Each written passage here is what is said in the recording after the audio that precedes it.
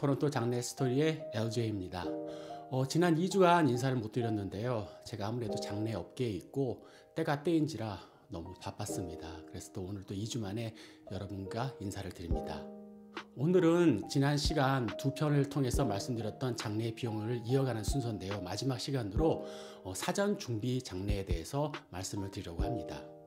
사전 준비 장례가 여러 가지 이익이 있겠지만은 그 중에서 경제적인 면을 제가 강조해서 말씀을 드리겠습니다. 물론 다른 장점도 있지만요. 아무래도 그걸 가장 중요시하고 계시기 때문에 그 점에 대해서 여러분과 이야기를 나눠보도록 하겠습니다. 그럼 저번 시간에 제가 말씀드렸던 묘지 가격과 묘지 가격 변동 추이, 그 다음 장례 가격과 장례 가격 변동 추이를 계속 한번 이어가 보겠는데요. 그래프를 보면서 다시 한번 설명을 드릴게요.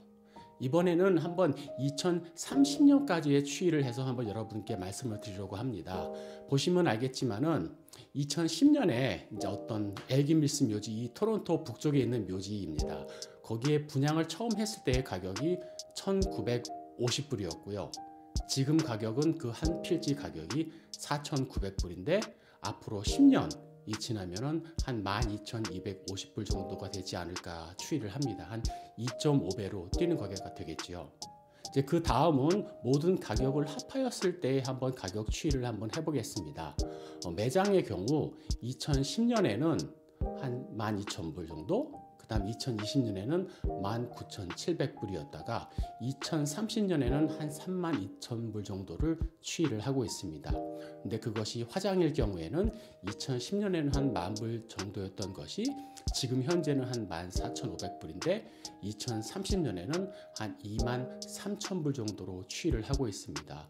그럼 인플레이션으로 봤을 때는요, 이게 엄청나게 큰 차이가 있는 거거든요. 우리 물가 상승률의 거의 2배, 3배, 거의 4배까지 뛰는 그런 퍼센테이지로 봤을 때 그런 것이기 때문에 만약에 내가 이 토론토에서 장례를 할 것이고, 토론토가 아니라 캐나다 안에서 장례를 할 것이고 결정이 된 사항이라면은 미리 준비해 놓으시는 것이 절대 나쁜 아이디어가 아닙니다. 그리고 물론 이제 장례 사전 준비도 중요하지만 내가 매장장을 할 게 확실하다 생각을 하시면요, 묘지는 지금 구해 놓으시는 것이 아주 많은 이득입니다. 거의 10년마다 2.5배라는 거는 부동산보다 더 많이 뛰는 것 같다는 느낌이 들거든요.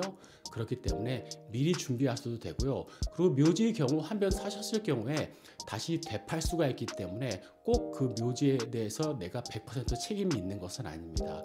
그 점을 감안하셔서 준비를 하시면 될 것 같습니다. 그럼 사전 장례 준비 옵션에 대해서 말씀을 들어보도록 하겠습니다. 크게 세 가지로 나눌 수가 있는데요. 또 한 번 또 차트를 보시죠. 첫 번째는 일시불입니다. 이건 너무 간단한 겁니다. 만약에 내가 치를 장례 비용이 한 관까지 합쳐서 한 12,000불 정도 든다 그러면요, 그것을 그냥 미리 내시고 그것을 신탁에 예치를 하시는 겁니다. 그러면 신탁에 그 돈이 들어가면은 이자가 창출되겠죠. 그래서 만약에 앞으로 10년 뒤에 20년 뒤에 장례를 치른다면은 그 이자라 창출될 돈으로 그때 가격을 다 지불을 하실 수가 있게 되는 겁니다. 물론 약간의 예외는 있습니다. 나중에 말씀드릴게요.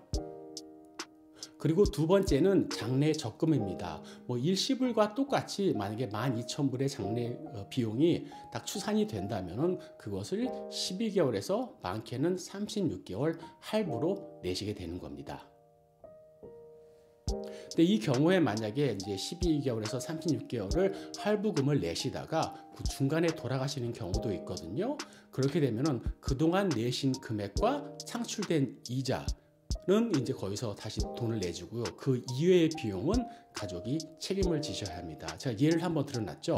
12,000불 장례 비용을 36개월짜리 월 333불짜리 계약을 하셨는데 지불하시다가 한 20개월 뒤에 돌아가셨어요.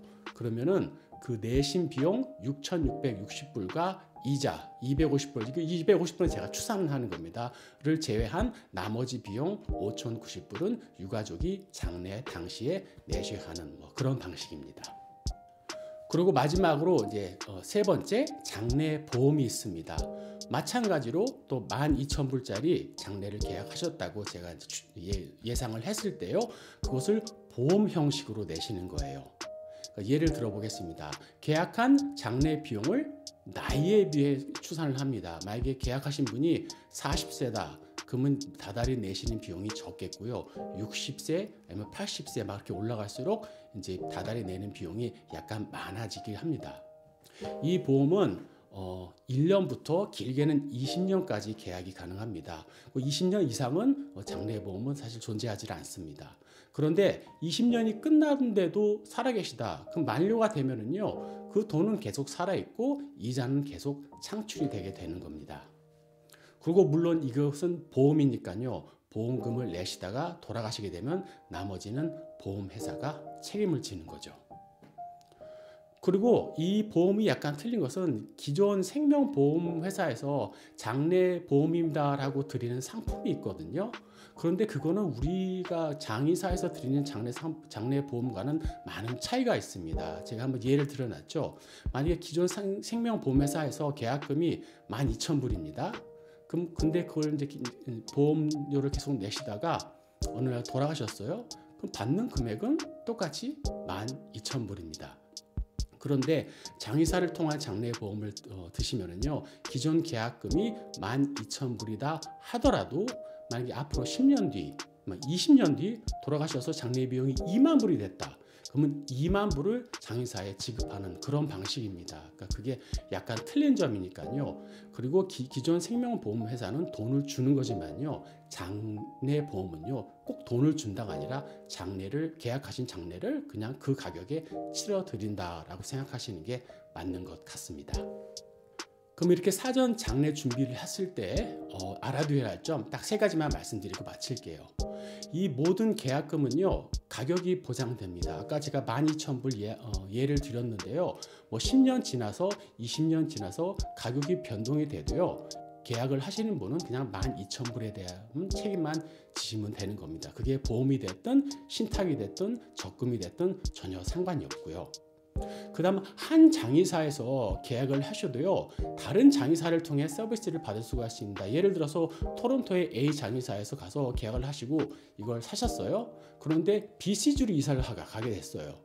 그러면 BC주에 있는 장의사를 골라서 그때 돌아가시면은 그냥 신탁된 아니면 보험된 금액을 그쪽으로 그냥 돌리기만 하면 되는 겁니다. 왜 이 말씀을 드리냐면요, 한국 같으면 아마 상조회사가 따로 있어서 거기에다 돈을 내면 상조회사한테 돈을 들어가는 걸로 알고 있습니다. 그러나 캐나다는 첫 번째로 상조회사가 없고요, 장의사만 있고요, 장의사에 절대 돈이 들어오지 않습니다. 그게 3번째 내용인데요. 장의사한테는 단 한 푼도 들어오지가 않고 다른 곳에 들어갑니다. 그 Third Party Financial Institution이라고 하거든요. 제3금융에 돈이 들어갔다가 거기서 창출된 이자를 모아서 어느 장의사를 쓰든지 상관없이 그 장의사에 돈이 가게 되어 있으니까요, 좀 한국보다는 좀 이렇게 프로텍션이 잘 되어 있다고 생각하시면 되겠습니다. 이게 바로 이제 사전 준비하는 계획인데요. 들어보시면 알겠지만은 소비자의 입장으로서는 전혀 손해 볼 것이 없습니다.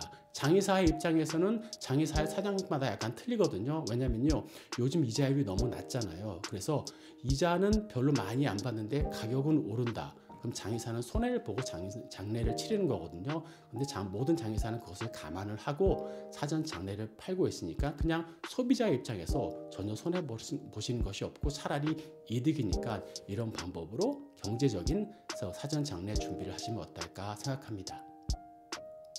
네, 그럼 지금까지 토론토 장례 스토리의 LJ였고요. 다음 시간에 더 유익한 내용으로 여러분 찾아뵙겠습니다. 그럼 구독, 댓글, 좋아요, 그리고 알람 설정 꼭 해주세요. 안녕.